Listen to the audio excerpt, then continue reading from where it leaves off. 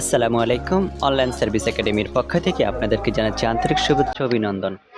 আজকে আমরা দেখব কিভাবে আপনি এমএস ওয়ার্ড 7 এ খুব সহজে বাংলা এবং ইংরেজি শর্টকাট কমান্ডের মাধ্যমে ফন্ট সেট করতে পারেন। তো এর জন্য আমরা প্রথম অবস্থায় অফিস বাটনে ক্লিক করব, এখান থেকে ওয়ার্ড অপশনে ক্লিক করার পর আমরা এখানে ক্লিক করব কাস্টমাইজে ক্লিক করার পর নিচে কাস্টমাইজ।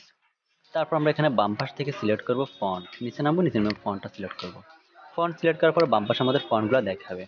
তো আমি এবার এখানে প্রথম অবস্থায় এরিয়ালটা ইংলিশ ফন্ট সিলেক্ট করলাম। পেস্ট নিউ শর্টকাট কিতে আমি এখানে দিলাম কন্ট্রোল ওয়ান দেওয়ার পর আমি এখানে অ্যাসাইনে ক্লিক করব। ওকে, আমার এখানে কমাটা এখানে চলে আসছে।